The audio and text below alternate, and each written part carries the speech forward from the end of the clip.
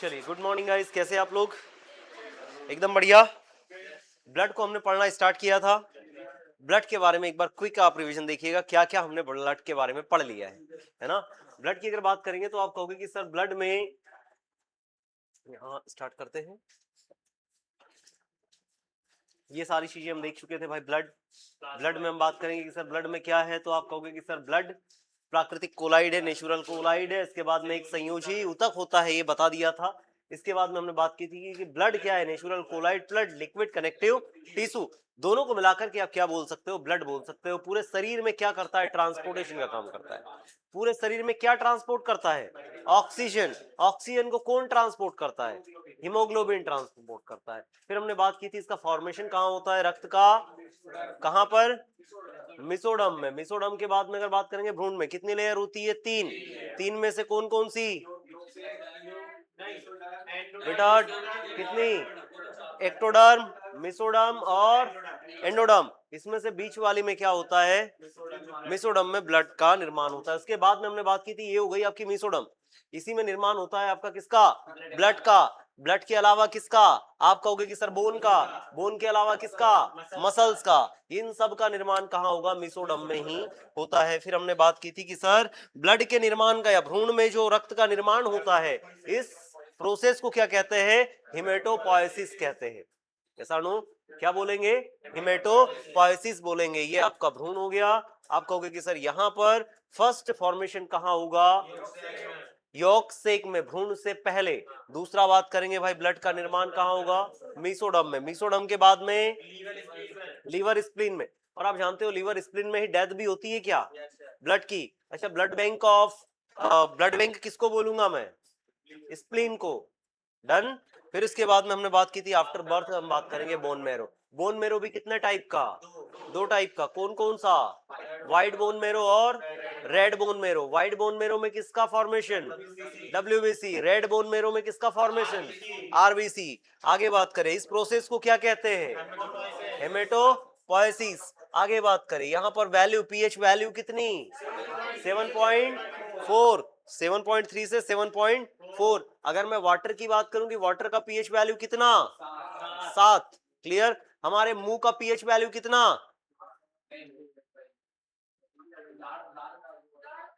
हाँ लार का कितना होता है, 6.3, है ना, एसिडिक रहता है। बट अगर मैं बात करूं कि हमारे मुंह का अगर पीएच वैल्यू, माउथ का पीएच वैल्यू 5.5 से कम हो गया तो क्या होगा, जो कैविटी है आपकी, जो आपकी इनेमल है, वो डैमेज होने लगेगी। डन। आगे बात करते हैं नेक्स्ट, हम कहेंगे कि सर यह हल्का क्षारीय होता है। फिर हमने बात की थी स्टडी ऑफ ब्लड, रक्त का अध्ययन क्या कहलाता है, क्या कहलाएगा, हेमेटोलॉजी। फिर हमने बात की थी इरेथ्रोलॉजी, आरबीसी का अध्ययन। फिर हमने बात की थी ल्यूकोलॉजी, डब्ल्यू। अच्छा, इनका कमी से जो होता है वही कहलाता है ल्यूकोलॉजी, है ना। फिर इसके बाद में थ्रोम्बोलॉजी, प्लेटलेट्स का अध्ययन। फिर हमने बात की थी हिमेटोपायोसिस, रक्त बनने की, ब्लड फॉर्मेशन, रक्त समूह का अध्ययन करना, अलग अलग ग्रुप का, क्या कहलाएगा, immuno haematology. Done, immuno haematology. और ब्लड ग्रुप का अध्ययन क्या कहलाता है, आप कहोगे कि सर क्या हो जाएगा, आरएच फैक्टर के द्वारा। और ये क्या कहलाता है, पैथोलॉजी। पैथोलॉजी, रक्त समूह का अध्ययन कि भाई आपके रक्त में कितनी कमी है। आरबीसी कराओगे, सीबीसी कराओगे, आरएफटी कराओगे, एलएफटी कराओगे, शुगर टेस्ट कराओगे, एचबी टेस्ट कराओगे। सारा जो टेस्ट आप इसमें करते हो, किसमें, पैथोलॉजी में। मतलब आपके शरीर में किसकी कमी है, वो सारी चीज किसमें आपको पता चल जाएगी, पैथोलॉजी में पता चल जाएगी। आगे बात करें तो आप कहोगे कि sir blood in human body कितना, कितना, 5 से 4 से 5, हेलो, कॉलेज में था, दोनों सिस्टर गई है, दोनों, ठीक, वो ऑटो से गए, ठीक।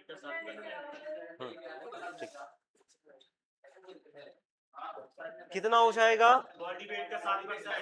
हम कहेंगे कि सर हमारा जो शरीर है, शरीर का कितना परसेंट, 7%। लीटर में कितना, लीटर में 5 से 6 लीटर। बट पुरुषों में, फीमेल में कितना, 4 से 5। महिलाओं की तुलना में पुरुषों में फीमेल ब्लड कितना ज्यादा? 1 लीटर। पुरुषों की तुलना में महिलाओं में कितना ब्लड कम? हीमोग्लोबिन किसमें ज्यादा? बेटा मेल में हीमोग्लोबिन 14, किसमें? पुरुषों में। फीमेल में हीमोग्लोबिन कितना? 12। क्यों? क्योंकि वहां पर ब्लड भी कम है। आगे बात करें 7%, फिर 5 से 6 लीटर, ये आपको बता दिया। अंतर क्या होता है? तो आप कहोगे कि सर पुरुष में 5 से 6, महिलाओं में कितना? 4 से 5। यहाँ देखिएगा ब्लड विस्कोसिटी की बात करेंगे, किसकी वजह से? आरबीसी और दूसरा प्रोटीन। प्रोटीन कौन कौन से? हिपैरिन, फाइब्रोनोजिन, एल्बुमिन, ग्लोबुमिन, इन सब की वजह से आप कहोगे कि सर क्या होता है? विस्कोसिटी ज्यादा होती है। आप कहोगे कि सर प्लाज्मा में जो प्रोटीन और आरबीसी और जो प्रोटीन पाए जाते हैं उसकी वजह से क्या हो जाएगा? यहाँ पर विस्कोसिटी पाई जाएगी। यहाँ बात कीजिएगा, ये कितना होता है ब्लड में? 5 से 6 लीटर टोटल। पुरुष और महिलाओं में अंतर 5 से 6 लीटर, यहाँ पर 4 से 5 लीटर, याद हो जाएगा। हाँ, वो 400 ml लेते हैं हम, एक ही यूनिट 390 कुछ होता है, एक यूनिट है ना। हम जब डोनेट करते हैं तो एक यूनिट डोनेट किया जाता है। नेक्स्ट, यहाँ बात करें रक्त के घटक कौन कौन से हो गए, क्या क्या पाए जाते हैं रक्त के घटक में? तो हम कहेंगे कि सर प्लाज्मा होता है, red blood cell, white blood cell और प्लेटलेट्स पाई जाती। प्लाज्मा का कलर कैसा? आप कहोगे कि सर ये इस टाइप का पाया जाएगा प्लाज्मा। यहाँ अगर आप बात करो तो ऐसा कुछ, प्लाज्मा कितने परसेंट? 55%। फिर आरबीसी, सॉरी आरबीसी और फिर डब्ल्यूबीसी, ये सफेद वाला ल्यूकोसाइट कम मात्रा में होती है। डन। यहाँ देखिएगा, फिर ये बात करें, यहाँ पर दिखाई दे रहा होगा, अगर हमने ब्लड को निकाला, ब्लड को निकालने के बाद में आप कहोगे कि सर इसमें क्या है? प्लाज्मा, जो कि पीले कलर का पाया जाता है। और दूसरा अगर बात करेंगे कोशिका है, फॉर्म कोशिका है जो सेल बनती है। अब प्लाज्मा की बात करेंगे तो यहाँ पर आप कहोगे कि सर ये दोनों प्लाज्मा में कितना? 55%। यहाँ लाल रक्त का तरल भाग जो कि लिक्विड होता है पूरा का पूरा आप कहोगे। उसके बाद में आप बात करोगे सर पूरा पानी इसमें 92% पाया जाता है। फिर हमने बात की थी यहाँ पर कोशिकाएं कितनी? 45%। आपको 40 से 45 भी मिल सकती है। डन। उसके बाद में बात करेंगे आरबीसी दूसरा, डब्ल्यूबीसी तीसरा, प्लेटलेट्स, ये 3 पाई जाती है। इसके बाद में आगे बात करते हैं प्लाज्मा की। प्लाज्मा कितने परसेंट? कितने? 50 से 55%। डन। देखिए कितनी हो जाएगी प्लाज्मा। प्लाज्मा में पानी कितना? 90 से 92%। फिर हम बात करेंगे कि सर प्लाज्मा का कलर कैसा? पीला। पीला किसकी वजह से? बिलिरुबिन की वजह से। यहाँ बात करेंगे सर हल्का पीला 55% पाई जाती है। दूसरा हम बात करेंगे यहाँ पर इसमें वाटर कंटेंट कितना? 92%। प्रोटीन कौन कौन से कितने परसेंट? 7 से 8। कौन कौन से? Albumin, globulin, fibrinogen, prothrombin, heparin. Done. ये क्या काम करते हैं? इनका भी अलग अलग काम है। सबसे ज्यादा कौन सा? एल्बुमिन। सबसे ज्यादा कितना? 3 से 4% कौन पाया जाता है? एल्बुमिन। हम कहेंगे कि सर फाइब्रोनोजिन जो काम क्या करता है? फाइब्रोनोजिन ब्लड को जमाने का, रक्त का थक्का बनाने में कौन काम करता है? फाइब्रोनोजिन। दूसरा अगर बात करेंगे कि सर प्रोथ्रोम्बिन ब्लड को जमाने का काम, जो आपकी लेयर बनती है उसका। फिर बात करें नेक्स्ट फाइब्रिन, ये भी क्लॉटिंग करने में। फाइब्रिन ही क्या बनता है आगे जाकर के? फाइब्रोनोजिन में कन्वर्ट हो जाता है। फिर उसके बाद में एल्बुमिन सबसे ज्यादा यही पाया जाता है। और बात करेंगे एल्बुमिन सबसे ज्यादा ब्लड में यही पाया जाता है। अगर मैं बात करूं ब्लड के प्रेशर में, ब्लड प्रेशर जो होता है उसको मेंटेन करने का। थोड़ी सी देर में आप क्या करने लगे? हांफने लगे। थोड़ी सी देर में आप थक गए। इन सब को कंट्रोल करने का काम कौन करेगा? एल्बुमिन। तो एल्बुमिन का शरीर में लेवल बहुत जरूरी है। फिर बात करेंगे ग्लोबुलिन, ये हमारी इम्यूनिटी। जैसे हम रास्ते से जा रहे हैं, रास्ते से गए और रास्ते में साइड वाला खांसता हुआ जा रहा है, खांसता हुआ जा रहा है, वो आपको क्या हुआ? जैसे उसके टच में आप आए वो खांसी आपको लग गई, संक्रमण। डन। अब ये आप क्यों होगा? क्योंकि आपकी इम्यूनिटी क्या होगी? कम है। अब इम्यूनिटी कम है मतलब आपका ग्लोबुलिन काम नहीं कर रहा है। नेक्स्ट बात करते हैं भाई अगला। अच्छा नीचे और एक लिखा है, आगे बढ़े। सीरम। अच्छा सीरम क्या कहलाता है? सीरम कहते हैं जब प्लाज्मा में से हम क्लॉटिंग एजेंट, प्रोटीन्स को हटा देंगे, उसको सीरम कहेंगे। यस और नो? और सीरम के अध्ययन को क्या कहते हैं? सेरोलॉजी। अच्छा, यहां अगर मैंने बात की बेटा, ये हमारा ब्लड है, आरबीसी ब्लड, ब्लड की बात करेंगे, इसमें से मैंने क्या हटा दिया? प्लेटलेट्स हटा दी, आरबीसी हटा दी, डब्ल्यूबीसी हटा दी, प्लेटलेट्स हटा दी, ये कैसा बनेगा? प्लाज्मा बचेगा। यस और नो? फिर कहेंगे इसको अगर मैं इसमें प्लाज्मा में से भी जो फाइब्रिन है उसको हटा दूं, और उसको हटाने के बाद में क्या बनता है? सीरम बनता है। या मैं यहां पर आपको बताऊं कि जैसे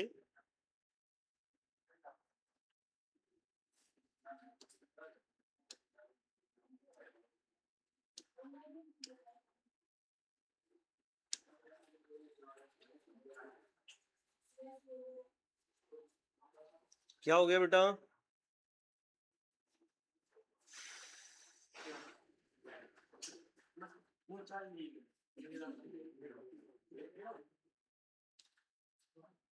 इसमें से हमने किसको हटा दिया? आरबीसी वगैरह को हटा दी।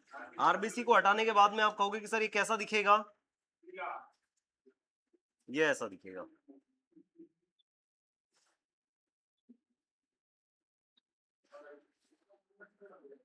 इसमें से मैंने क्या कर दिया? फाइब्रोनोजिन, जितने भी प्रोटीन है, प्रोटीन को भी हटा दिए ना। अब ये व्हाइट कलर तो यहाँ आएगा नहीं, इसको मैं ये इससे ले लेते हैं। अब ये जो पार्ट बनेगा ये क्या कहलाता है? सीरम। और मैं अगर आपसे पूछूं, अपने सीरम से एक टीका बनता है ना, और टीका जो बनता है सीरम से उसका नाम है टिटेनस का टीका। टिटेनस जानते हो? टिटेनस। बीसीजी नहीं होता बेटा, बेसिलस कॉलमेट गिवरिन वो अलग होता है, ये टिटेनस का है। टिटेनस मतलब आपको लोहा लग गया, और लोहा लगने के बाद में आप तुरंत जाते हो डॉक्टर के पास में, भाई साहब लगा दो, है ना? क्या लगा दो? टिटेनस लगा दो। क्यों? क्योंकि वो लोहा जंग लगा हुआ था, बहुत दिनों से था, और उसकी वजह से आपका जो पैर है जहां लगा है वहां से वो स्टार्ट ना कर दे, संक्रमण स्टार्ट ना कर दे, वो ज्यादा रिएक्शन ना कर दे, इसके लिए आप क्या लगाते हो? टिटेनस। बट ये बनता तो सीरम से है, सीरम टिटेनस का टीका। और टिटेनस के टीके की बात करेंगे तो बस आपको ये बताना है कि ये सीरम कौन से सीरम से बनता है, किस जानवर की सीरम से बनता है। ये जानवर की सीरम से बनता है, बट कौन से जानवर की सीरम से बनता है? कौन से जानवर की सीरम से बनेगा? ऑप्शन देते हैं, हाथी, हाथी, घोड़ा, हाथी, घोड़ा, जिराफ, ऊंट। चार ऑप्शन, चार। ऊंट, जिराफ, किससे बनेगा? और कोई? हम कहेंगे भाई किससे बनेगा? ये घोड़े की सीरम से बनता है। फुर्तीला रहता है, हाँ, इसीलिए उसमें एनर्जी ज्यादा रहती है ना? वो रिएक्शन नहीं होने देगा, है ना?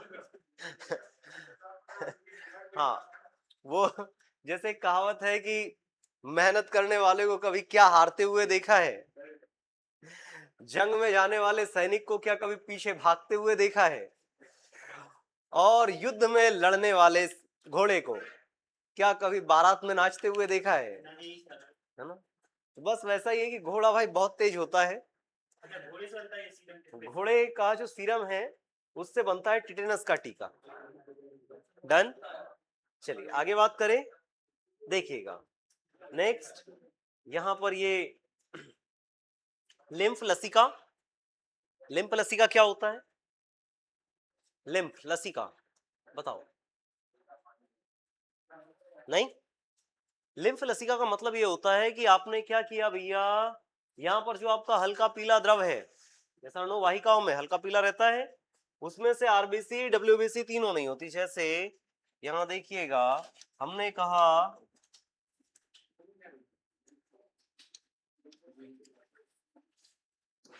ये आपकी क्या है? रक्तवाहिका, है ना? अब कुछ भी ले सकते हो आप। अब इसमें आप जानते हो कि जब इसमें आप आरबीसी डब्ल्यूबीसी सब बह रहे हैं, जब इसमें आरबीसी नहीं है, आप जब इसको इधर से,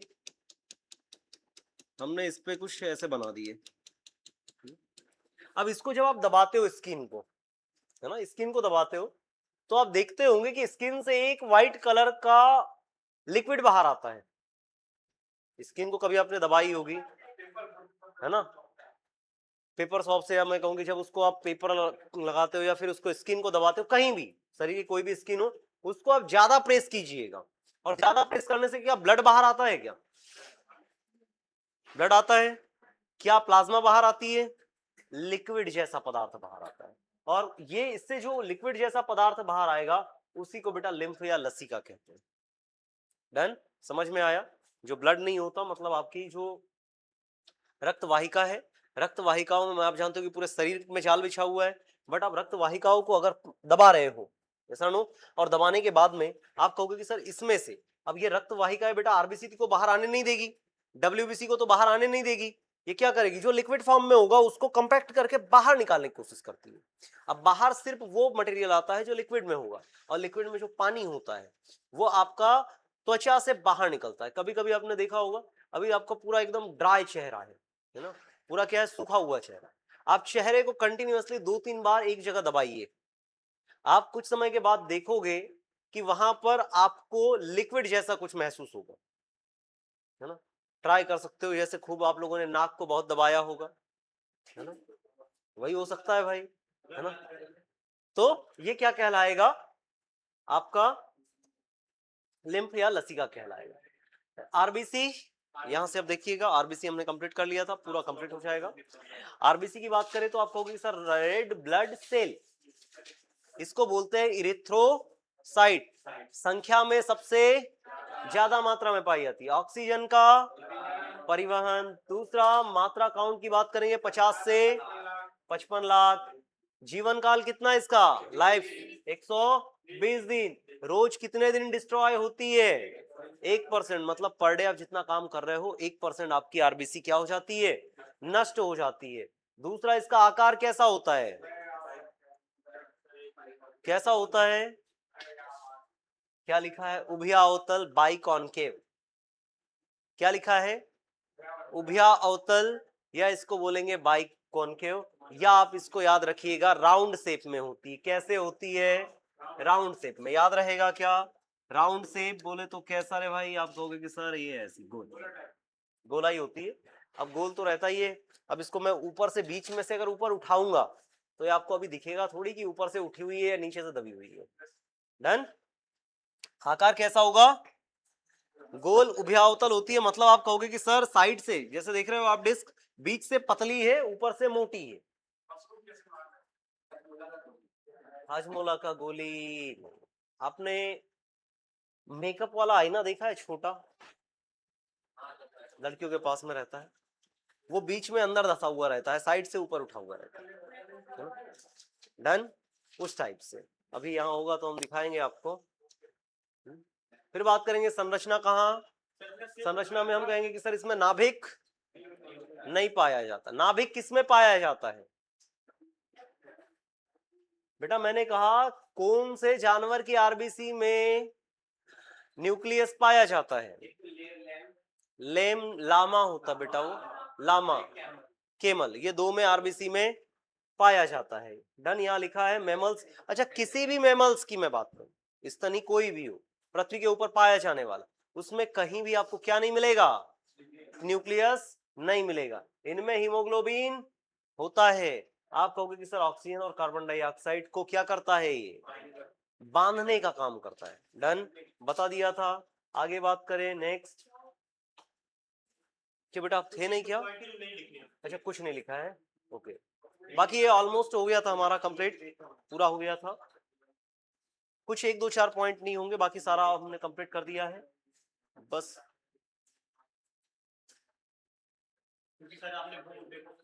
हाँ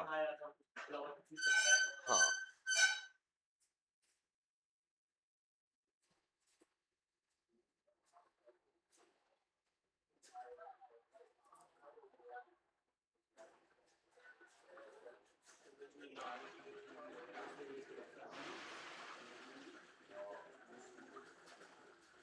हो गया।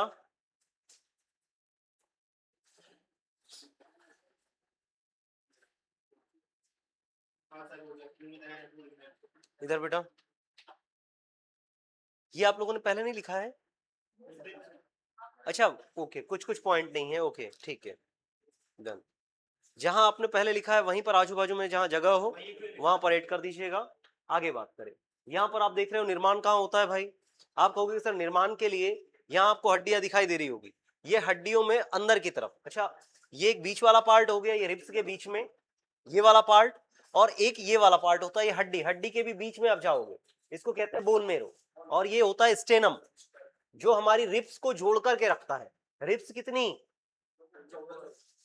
24 पसलियां, 12 जोड़ी, ऐसा नो? हम कहेंगे सब पसलियों को जोड़ करके रखने का काम कौन करता है? रिब्स करता है, सॉरी स्टेनम करना है। और ये बोन मेरो, बोन मेरो में भी जब आप हड्डी को तोड़ोगे तो उसका सेंटर वाला पार्ट, ये अंदर वाला पार्ट, ये क्या करेगा? ब्लड को बनाने का काम करता है। डन। यहां हम बात करेंगे सर ब्लड बनता कहां है? हम कहेंगे कि सर स्टेनम सेल में। स्टेनम सेल मतलब होता है मौलिक कोशिका। डन। मौलिक कोशिका स्टेनम सेल या बेसिक कोशिका आप कह सकते हो इसमें। और ये मुख्य रूप से क्या होता है? अस्थि मज्जा होता है। अस्थि मज्जा मतलब आप कहोगे कि sir bone marrow, bone marrow में भी आप कहोगे कि सर इसका इंपॉर्टेंट स्थान कहां पर? तो क्या हर हड्डी में बनेगी क्या? हर हड्डी में नहीं बनेगी। हम कहेंगे कि सर कौन सी में? जांग की हड्डी, सबसे बड़ी हड्डी, लॉन्गेस्ट फीमर। शरीर की सबसे बड़ी हड्डी फीमर, शरीर की सबसे छोटी हड्डी स्टेप्स या स्टेपिस, कान की। डन। उसके बाद में हम बात करेंगे दूसरा स्टेनम, छाती की। डन। चेस्ट बोन, स्टेनम, ये वाली जो बीच में आप देख रहे हो। डन। इसमें क्या बनता है? आप कहोगे कि सर इसमें ब्लड बनता है। नेक्स्ट पसलिया, ये जो अपसाइड की पसलियां देख रहे हो, रिब्स, है ना? अच्छा आपने देखा होगा जिसकी रिब्स कमजोर हो जाती है, हमने कहा कि भाई उसके रिब्स में क्या हो गया? यहां से हमने कहा ये उसकी रिब्स है ये वाली, और उसकी पसली टूट गई, वो गिर गया था, उसको धक्का लग गया, है ना? धक्का लग गया, सबसे ज्यादा हड्डी हमारी यहाँ पे है, फिर बाकी तो पूरे शरीर में है। छोटी मोटी हड्डियों में तो वैसे भी ब्लड नहीं बनेगा। मैं कहूंगी अपनी हाथ की उंगलियों में ब्लड बनेगा क्या? कुछ नहीं होता। हमारा हाथ 4 बार टूट जाए, 4 बार टूट जाए भाई, वो सब रिकवर हो जाता है। बट अगर बात करें इधर वाली हड्डियों की, आपको आज से 10 साल पहले थोड़ा बहुत डैमेज हुआ रहा होगा, है ना? टच हुआ रहा होगा, किसी ने धक्का दे दिया होगा, गिर गए होंगे, और इनमें थोड़ी बहुत भी क्या आई है? डैमेज आई है, तो स्पेस आ जाता है। और जैसे ही इनमें डैमेज आता है तो आप कहोगे कि सर ये चाहे तो अगर क्रैक हो गई, है ना, तो यहाँ पर ब्लड का फॉर्मेशन भी क्या हो जाता है? कम हो जाता है। इसीलिए वो व्यक्ति देखना धीरे धीरे धीरे धीरे कमजोर होते चला जाता है, और उसको बार बार डॉक्टर के पास जाना पड़ता है। हाँ, ऊपर नीचे हो जाता है ना? और वो किसकी वजह से होता है? आपका सही से पसलियों का मेंटेनेंस नहीं हो पाता। डन। कभी आप वजन उठा रहे होंगे, वजन गिर गया, कहीं आप कुछ धक्का मार रहे होंगे, वो छूट के आपको लग गया, गाड़ी चला रहे हो, अचानक से ब्रेक मार दिए, है ना, लग जाता है। आप 4 व्हीलर में सामने बैठे हो, है ना, अचानक से ब्रेक मार दिया, ये सादा कहाँ लगेगा? छाती को लगता है। डन। देखिएगा आगे, लाल रक्त कणिकाओं के बनने की प्रक्रिया को क्या कहते हैं? इरेथ्रोपोएसिस, ये हमने अभी आपको पहले बताया था। आगे बात करें भाई, ये आप जानते हो कि इसका नियंत्रण अगर बात करेंगे, ये क्या है? लीवर किडनी दोनों।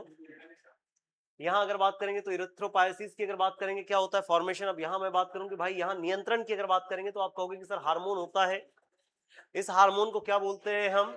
इरेथ्रोपोएटिन। बनने की प्रक्रिया इरेथ्रोपोएसिस। डन। ये नियंत्रण कौन सा हार्मोन करेगा? कितनी आरबीसी बनेगी या कितनी नहीं बनेगी? आप कहोगे कि सर कौन सा? इरेथ्रोपोएटिन, इसको ईपीओ भी कहते हैं। फिर यह किडनी गुर्दे से बनता है।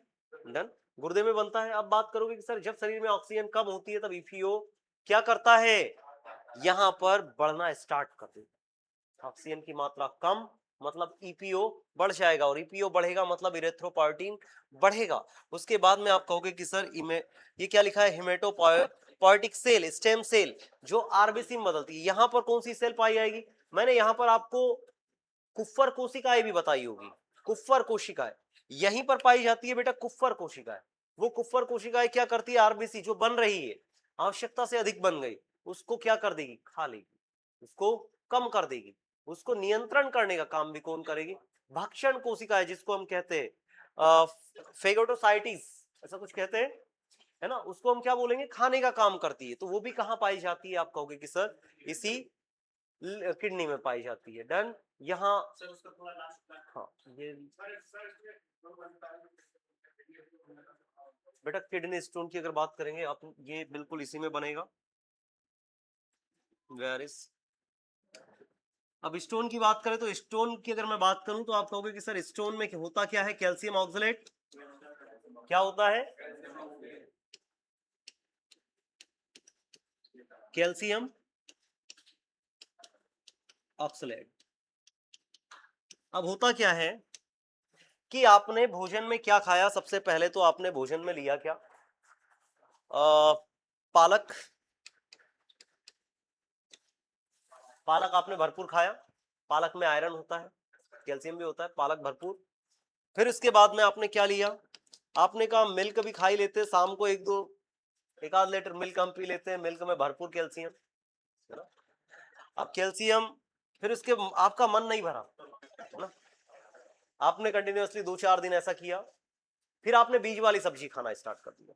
अब बीज वाली सब्जियों की अगर मैं बात करूंगा तो आपने पालक आप खा ही रहे थे, मिल्क आप खा ही रहे थे, कैल्शियम वाली दाल है ना, प्रोटीन होता है दाल में, तो कैल्शियम वाली और भी चीजें आप भरपूर तरीके से खा रहे थे।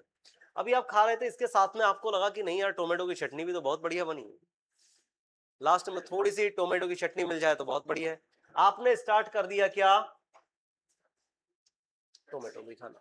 आपके शरीर में पालक पहले से मौजूद है, आपके शरीर में मिल्क पहले से मौजूद है, और ये जितना आप, अच्छा आपके शरीर में पहले से क्या है, कैल्शियम आपके शरीर में पहले से है, कैल्शियम पहले से है, पोटेशियम पहले से है, कैल्शियम पोटेशियम पहले से, तो भाई कैल्शियम तो आपके शरीर को कम चाहिए, आपने कैल्शियम आवश्यकता से अधिक खा लिया, मिल्क भी ले लिया, पालक भी खा ली, और कैल्शियम की टेबलेट भी और खा ली, और बाद में आपने क्या ले लिया, टोमेटो ले लिया। ये जैसे ही अंदर गया, शरीर ने बोला कि भाई साहब मेरे पास इतना सारा कैल्शियम है, मैं करूंगा क्या इसका। और ये इतना सारा कैल्शियम, जब कैल्शियम ये कहाँ गया, टोमेटो, टोमेटो में क्या पाया जाता है, ऑक्जेलिक एसिड। कौन सा, ऑक्जेलिक एसिड। और ऑक्जेलिक एसिड थोड़ा हार्ड होता है, और ऑक्जेलिक एसिड का आप उपयोग कर सकते हो कपड़े साफ करने के लिए भी, अगर दाग धब्बे लग जाए तो उसमें टमाटर रगड़ दीजिएगा, वो छूट जाएगा। तो यहां पर जो टोमेटो में ऑक्जेलिक एसिड है, oxalic acid, oxalic acid plus कौन सा, कैल्शियम, ये दोनों ने आपस में क्रिया की, और क्रिया करने के बाद में क्या बना लिया, कैल्शियम ऑक्सलेट। और कैल्शियम ऑक्सलेट का मतलब होता है कि इसने क्या बना लिया, ये आपस में जैसे ही मिलता है, ये आपस में कठोर परत बना लेता है, मिलने के बाद में कठोर परत, जैसे आप आटा गूंथते हो, आटा गूंथते हो ना, हमने कहा आटा आपके शरीर में पहले से मौजूद है, डन। उसको बांधने के लिए आपके पास में क्या चाहिए, पानी चाहिए। अब पानी उसको कौन सा वाला, आप कहोगे कि सर पानी आपने दे दिया कौन सा, ऑक्जेलिक एसिड का, कौन सा दे दिया, ऑक्जेलिक एसिड।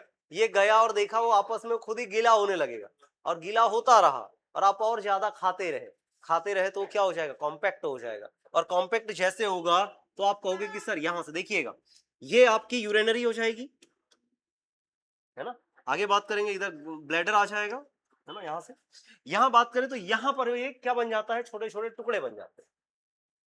अब ये जैसे जैसे भाई, अब यहाँ पे किडनी का काम है रक्त फिल्टर करने का, रक्त फिल्टर करने के बाद में कुछ यहाँ से आप देख रहे होंगे ऊपर जा रहा है ब्लड, और कुछ देख रहे होंगे यहाँ से, ये वाले इससे, ये एक तो इसमें आया फिल्टर हुआ, यहाँ से इधर आया, दोनों में फिल्टर हुआ, और दो शरीर में अलग अलग चला गया, और दो यहाँ से बात करेंगे इनमें, ये वाली, ये यहां से ये निकलने के बाद में कहां आ गया, बाहर, जो एक्स्ट्रा खराब पदार्थ है वो बाहर आ गया। यहां पर ये धीरे धीरे यहां जमा हो जाता है। अब ये जमा हो जाता है जैसे जैसे इसमें फिल्टर होता है, जब आप पानी ज्यादा पीते हो और आपके शरीर में जैसे जैसे प्रेशर बढ़ते जाता है, ये हिलते रहती है, और हिलते रहती है तो आपको फिर क्या होता है, दर्द होता है।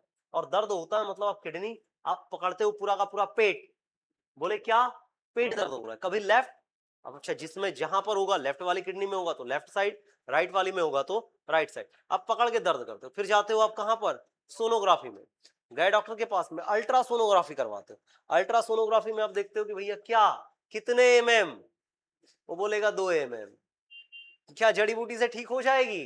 हाँ बोलेंगे आप दारू पियो, है ना, है ना, पहले तो जड़ी बूटी, फिर वो बोलता है कि हाँ बियर पीने से भी। भाई डॉक्टर अभी तो मैं बहुत सारा सुन रहा था कि बोले बियर पीने से भाई स्टोन कम हो जाता है ना, बियर पीने से स्टोन खत्म हो जाता है। तो यहाँ बात करेंगे, वैसे तो जड़ी बूटियां बहुत सारी है, बाकी अच्छा कभी कभी ये होता है कि अगर बहुत किडनी में अगर यहाँ पर स्टोन है, भाई स्टोन यहां से निकलेगा, स्टोन यहां से निकलेगा इधर आएगा, है ना, छोटा है मान लो, छोटा सा उसका बहुत स्मॉल में है, ये यहां से निकल करके नीचे आएगा, नीचे आएगा, हो सकता है आपकी स्मॉल इंटेस्टाइन में अगर आएगा, किसी न किसी लेयर से होकर के बाहर निकलेगा। गलती से ये अगर आपकी स्मॉल इंटेस्टाइन या किसी लेयर में फंस गया और आप एंजियोग्राफी करवा रहे हो, डॉक्टर के पास गए और डॉक्टर ने आपको टेबलेट दे दी हाई पावर की, और आपने टेबलेट खाई, और ये जो आपकी वेसल्स है, ब्लड वेसल्स जहां से ये निकल रहा है, इसमें अगर ये यहां पर नहीं समा पाया, उससे नहीं निकल पाया, तो ये क्या करेगा, फट जाएगी, और फट जाएगी मतलब आपको 1.5 से 2 महीने का रेस्ट प्लस 3 लाख रुपए का ऑपरेशन, ये कंफर्म है।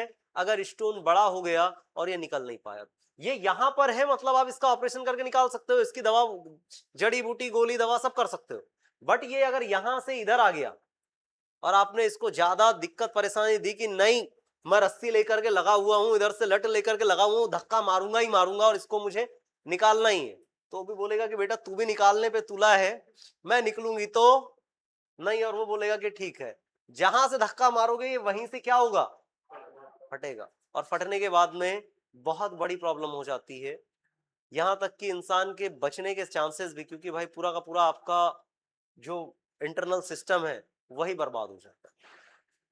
डन, बहुत क्रिटिकल केस होता है, मैंने 1-2 केसेस ऐसे देखे हैं, मुझे थोड़ा सा इसमें लगता है कि भाई बहुत ज्यादा सीरियस भी हो सकते हैं पेशेंट। हाँ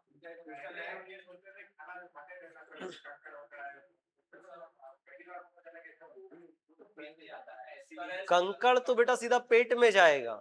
नहीं सर, लोग बात बोलते हैं कि जैसे बच्चे लोग मिट्टी ही खाते हैं। बेटा मिट्टी से भी लीवर अपना खराब होता है। नहीं, बोलते हैं कि मतलब मिट्टी का खाओ, हाँ सब कुछ साफ हो जाता है।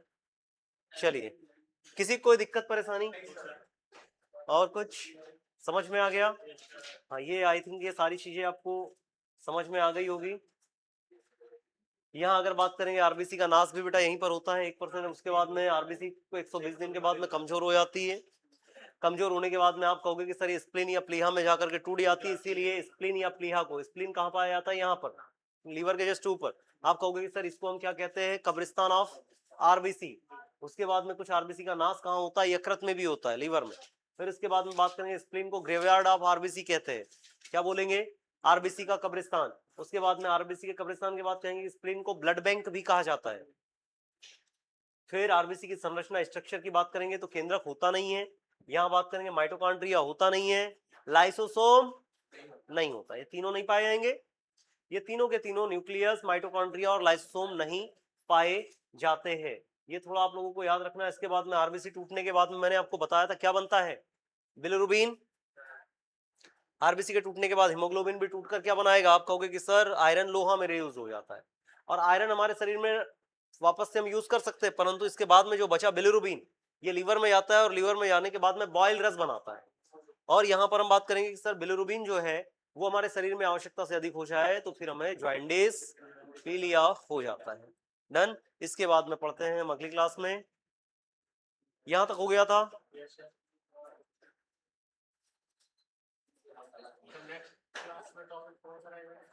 बेटा इसका आरबीसी अभी बचा है, आरबीसी प्लेटलेट्स ब्लड ग्रुप, इसमें अभी 3 चैप्टर, ये हमारा सिर्फ अभी आरबीसी कंप्लीट हुआ है। डन, थोड़ा सा चैप्टर के बारे में बता दीजिए।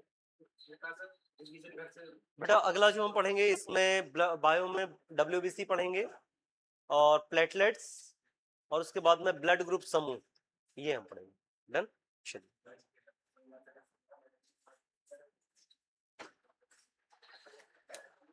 सर आगे क्या